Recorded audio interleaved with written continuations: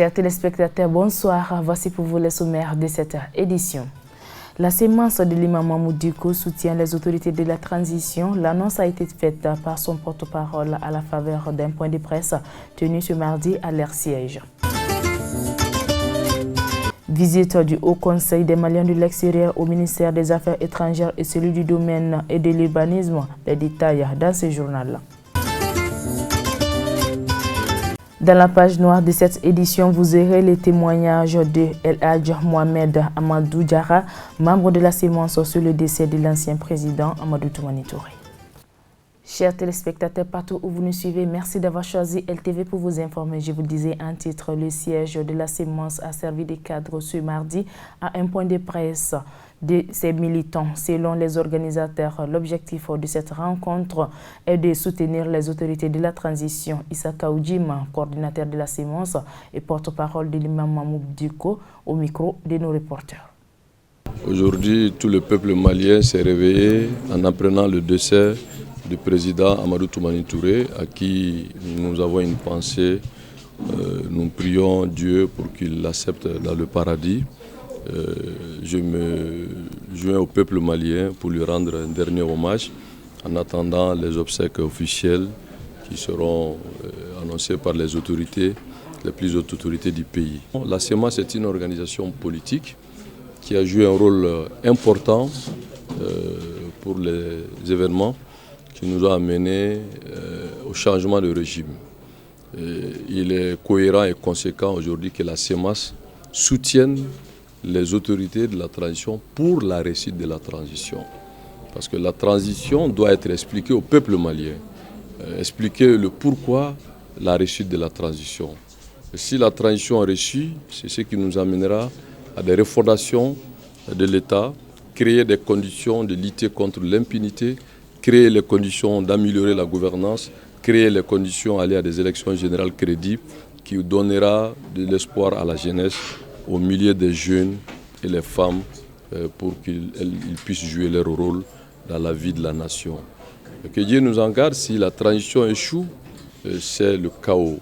Pour éviter le chaos, alors il faut la réussite de la transition. Le peuple digne malien s'est levé, s'est établi de l'intérieur comme de l'extérieur, se sont battus pour le changement. Le changement, c'est autre chose que la bonne gouvernance.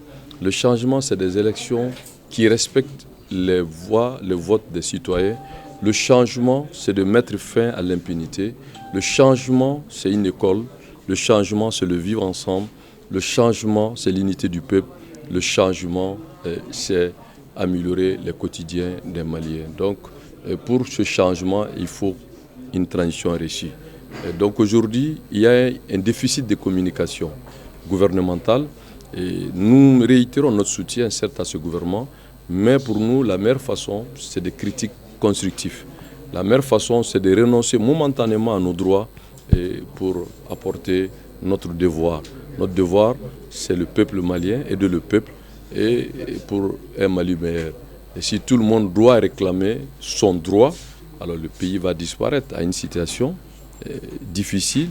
Vous avez de l'insécurité partout, tout le monde se plaint. Mais qui fait un sacrifice pour qu'on puisse atténuer la souffrance des Maliens partout, y compris Flabou, comme on l'a si bien dit.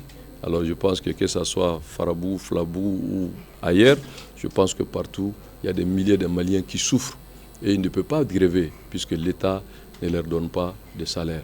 Et ceux que l'État aujourd'hui l'entretienne n'acceptent pas qu'on audite leur gestion, mais pourtant veulent faire chanter l'État en demandant des grèves.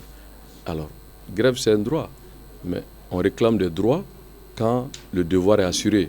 Aujourd'hui, vous avez des milliers de fonctionnaires qui ne sont pas à leur service, pourtant qui prennent leur salaire. Vous avez des milliers de fonctionnaires qui ne viennent pas à l'heure au boulot, mais qui partent l'absentéisme. Vous avez des milliers de fonctionnaires qui non seulement ils sont des fonctionnaires de l'État, ils ont des activités privées pendant les heures de travail. Alors tout ça, il faut mettre de l'ordre avant de réclamer des droits. Je pense aujourd'hui que le patriotisme doit demander à tout un chacun de faire un effort de retenue. Parce que c'est cela, servir le pays. Mais si tout le monde veut faire chanter l'État, c'est pour créer alors des situations des tensions inutiles, alors qui a intérêt à saboter la transition? Aujourd'hui, nous savons que partout c'est difficile. Vous pensez que ces militaires n'ont pas le droit? Ces milliers de militaires qui ont leurs femmes et leurs enfants pour aller défendre la patrie, ces milliers de gendarmes, de policiers, gardes et autres, et tous ces jeunes gens qui sont aujourd'hui au service de la nation, et ils ne grèvent pas parce qu'ils ont un statut qui les interdit de grève. Mais pourtant, ils ont des difficultés. Nous devons aider le pays à se relever. C'est ça le patriotisme. Pour moi, le patriotisme est plus important que des revendications mesquines. On est dans des calculs personnels. Nous avons dit que pour nous, c'est de contribuer à l'essentiel. L'essentiel, c'est la réussite du Mali. Si la transition est réussie, nous avons vécu pour de bon. Je vais être président, je vais être ministre, je vais être député, je vais rentrer au CNT. Il faut que le Mali demeure. Pour nous, le plus important, c'est éviter que le bateau Mali tangue et que le bateau ne chavire pas. Et pour cela, je ne suis pas dans des logiques de prépositionnement. Par contre, en tant qu'organisation politique, tous ceux, toutes celles qui estiment que cette vision de la CEMAS peut porter, doit porter et portera, peuvent légitimement chercher à jouer un rôle pour la stabilisation du pays, pour la reconstitution du Mali et pour la réussite de la transition. Une transition réussie, le peuple saura qui a fait quoi pour le Mali. Pour moi, le plus important, c'est se battre pour la réussite de la transition. L'objectif, c'est le soutien aux plus hautes autorités de la transition, pas eux, pour la réussite de la transition. Au moment où certains estiment qu'il faut aller à des grèves sauvages, au moment où certains estiment qu'ils n'ont pas eu de place, ils se plaignent. Au moment où certains pensent qu'il y a des blocages de toutes sortes sur Flavougou, alors tout ça, soit, mais qui se pose la question si la transition échoue, où allons-nous? Je pense que des milliers de jeunes aujourd'hui qui n'ont pas d'emploi, sans perspective, des femmes irrières ou urbaines qui vivent au jour, des milliers de personnes qui n'ont même pas d'emploi, mais au-delà des milliers de déplacés à l'intérieur du pays. Plus près de nous, quand vous partez tout juste derrière un quartier que vous connaissez tous ici, Bamako ici, Garbal, vous avez des gens qui sont là, c'est des Maliens. Alors, donc c'est déplacé de l'interne comme ceux de l'extérieur. Tous ces gens n'ont pas de droits, ils ont des droits. Pourtant, ils ne peuvent pas le réclamer parce que l'État ne peut pas. Alors ceux qui travaillent pour l'État demandent plus en disant que c'est leur droit, mais et leur devoir. Le devoir de sauver la patrie, le devoir de servir la patrie, le devoir de soutenir la réussite de la transition, au lieu de se cacher derrière des objectifs politiciens. Nous estimons que l'essentiel, vous les médias, vous devrez faire ce relais patriotique de soutenir le Mali. Des milliers de Maliens établis à l'extérieur se sont battus pour un Mali prospère, pour un Mali meilleur. La transition, je l'ai dit, quand le jour que le président Bandao a été intronisé, ou bien prêté serment, j'ai applaudi de deux mains. Pas parce qu'il s'appelle Bandao, parce que l'espoir qui est faux qu'on a mis sur ce monsieur. Il a parlé une fois, nous avons applaudi. Il a parlé une deuxième fois, nous avons dit que, enfin, il n'a pas oublié. Mais nous pensons aujourd'hui que Bandao doit arrêter de parler et d'agir. Aujourd'hui, il doit agir dans le sens de ce qu'il a dit lui-même. L'argent de la programmation militaire, l'argent de l'APECAM, les dossiers des vérificateurs, aller faire des contrôles physiques partout dans l'administration pour voir combien de fonctionnaires sont là, qui prend quoi, qui fait quoi. Je pense que cela édifiera s'il doit y avoir des grèves ou pas des grèves. Et des milliers de ces syndicalistes aussi qui ont des dossiers contre eux, de leur gestion. Il ne faut pas qu'on essaie d'occulter ça. Nous demandons à Bandao de s'assumer et nous allons soutenir. Parce que nous allons dire au peuple de sortir pour soutenir la réussite de la transition. Mais en posant des actes. L'acte aujourd'hui que le peuple attend de Bandao, c'est de montrer que voilà enfin pourquoi Bandao a été accepté. C'est d'agir contre ces criminels économiques, c'est d'agir contre ceux qui veulent saboter la transition. C'est d'agir pour l'intérêt des Maliens, pour les Maliens. Et c'est en cela que nous avons dit que nous soutenons la transition. Pour nous, le soutien de la transition, ce n'est pas chercher à être membre du CNT ou ministre ou député. Nous avons dit que nous avons contribué à ce changement. Et pour nous, la réussite de la transition est un devoir patriotique. Et c'est pour cela que nous avons estimé que l'objectif de ce point de presse, c'est faire le relais de la position de la CEMAS. Nous allons aller sur l'ensemble du territoire et au-delà pour aller changer avec les Maliens ce que nous savons, ce que nous connaissons du problème et les écouter. Et ensuite, remonter à qui de droit ce que les Maliens pensent de leur gestion, ce qu'ils gèrent à leur nom et comment réussir la transition pour que nous arrivions à la fin de la transition à des élections générales crédibles, transparentes, démocratiques, avec des réformes adaptées. Et c'est ça qui doit être l'objectif de tous les patriotes. Donc voilà le pourquoi de notre positionnement, s'il y a positionnement. La délégation du Haut Conseil des Maliens de l'extérieur avec à sa tête Habib Silla a effectué une visite de prise de contact au ministère des Affaires étrangères et celui du domaine et de l'urbanisme. Suivant ce qui est ressorti de cette rencontre avec nos reporters sur place, Kadiatou Guindo et Morlaye Touré. Cette visite du Haut Conseil des Maliens de l'extérieur avait pour objectif d'échanger avec le nouveau ministre sur les difficultés que vivent les Maliens de la diaspora. Habib Silla, président du Haut Conseil des Maliens de l'extérieur, nous fait le point. Vous pouvez l'imaginer, notre rencontre avec le ministre des Affaires étrangères ce matin, c'est, comme vous le savez, nous sommes au milieu de 2, voire 3, 4 ministères, donc qui ont leur importance chacun. Le ministère des Maliens de l'extérieur, c'est le nôtre, mais vous savez que le ministère des Affaires étrangères, c'est notre ministère de connexion et de contact, parce que c'est les ambassades et les consulats qui nous gèrent à l'extérieur, dépendent de ce ministère. Donc, comme vous le savez, il fallait nécessairement chercher à rencontrer Monsieur le ministre pour essayer un peu d'évoquer les problèmes auxquels nous sommes confrontés. Donc, le ministre a élaboré son cadre, nous a reçus et nous sommes très satisfaits d'échanges, des échanges qu'on a eus.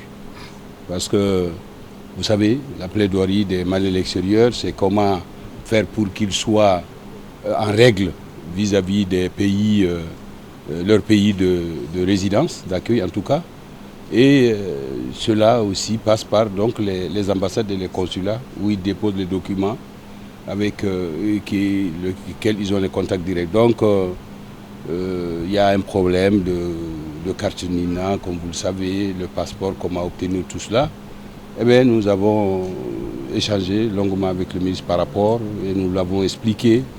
Et il a pris des engagements pour apporter, en tout cas pour ce qui lui concerne, tout ce qui sont possibles pour résoudre ce problème.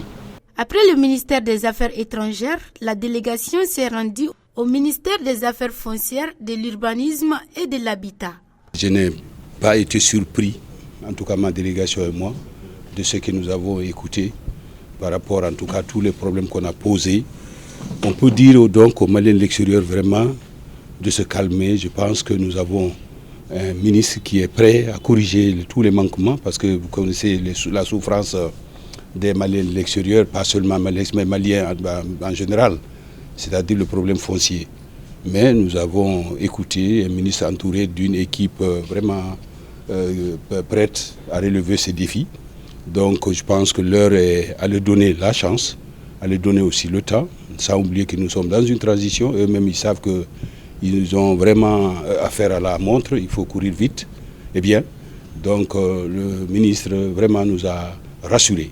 Selon le ministre des Affaires foncières, de l'urbanisme et de l'habitat, de nouvelles stratégies ont été mises en place pour éviter la détresse chez les Maliens de l'extérieur concernant le foncier une fois de retour au pays. C'est une rencontre qui devait avoir lieu. Et j'ai eu l'instinct, dès qu'ils ont demandé à ce qu'on les reçoive, j'ai tout de suite accepté. Et je ne regrette pas, parce que j'ai vu que c'est une communauté qui exprime des besoins qui correspondent à ce que nous on veut faire aussi. Et si on ne se rend compte pas, on ne peut pas exploiter les choses de façon rationnelle ensemble.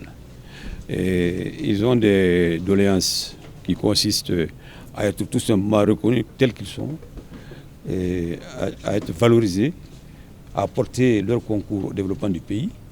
Et il se trouve que dans nos structures, telles que nos différents responsables viennent de le dire, on a toujours fait une place aux Maliens de l'extérieur. Mais sans que les Maliens de l'extérieur sentent que cette place leur est faite. Ça veut dire que, quelque part, on doit se parler pour se mettre d'accord. Au-delà des faveurs, entre guillemets, qu'on peut faire aux Maliens de l'extérieur, j'ai voulu les rassurer que ce que nous sommes en train de faire comme politique va leur être hautement profitable. Parce qu'il y a deux grands problèmes que nous avons aujourd'hui dans le secteur du foncier. C'est le problème de l'insécurité foncière. Il nous faut arriver à assurer la sécurité foncière. Et c'est aussi le respect des règles d'urbanisme. Bon, ces deux tares de notre société les frappent plus que d'autres. Parce que, bon, moi je suis à Bamako, si on commence à occuper mon terrain, quelqu'un va m'avertir tout de suite, je viens. Eux, ils sont à l'extérieur. C'est à la fin de l'année, quand ils viennent en vacances, qu'ils découvrent qu'on a occupé leur chantier. Et vous voyez qu'ils ont plus intérêt que d'autres, que ceux qui sont à l'intérieur, qu'on puisse arriver à une gestion sérieuse du foncier dans ce pays. Et c'est pour ça qu'on devait les rencontrer. Et puis, il faut quand même le dire, c'est eux qui peuvent nous amener le plus d'innovation. Parce qu'ils voient ailleurs. Donc, ils nous amènent l'expérience d'autres pays. Donc, quand on a un groupe comme ça, ben, il faut le valoriser, il faut en profiter. C'est pour ça qu'aujourd'hui, moi, je suis tout à fait heureux. La dite visite a pris fin par une photo de famille. Enfin, page noire de cette édition, la nation malienne en deuil aujourd'hui. L'ancien président de la République, le général à la retraite Amadou Toumani Touré, est décédé hier nuit à Istanbul, en Turquie, où il était parti pour des soins. Le parcours de l'homme avec El Hadji Mohamed Amadou Diarra, membre de la sémence, au micro de nos reporters. Malik Tchabado Tarabi, Mohamed Atete Don, Ikanka Tanu, Akabarola. Tous ceux qui connaissent ATT doivent le remercier pour ses exploits. On vient au pouvoir pour le peuple et non pour soi-même satisfaire ses intérêts personnels. Étant au pouvoir, Amadou Toumani Touré a réalisé beaucoup de projets dont je peux témoigner. On l'a même combattu dans le passé pour avoir amené l'amour dans nos centres de santé. Je peux dire que ce grand homme qui nous a quittés doit remercier Dieu. Quand il était à la tête de la République, on l'a traité de tous les noms. Mais il a continué car il a l'amour de son pays. Il quitte cette terre aujourd'hui la tête haute. Prions ensemble pour le repos éternel de son âme. Que son âme repose en paix. Ainsi prend donc fin ce journal d'information. Merci de l'avoir suivi et bonne suite des programmes sur la Liberté Télévision.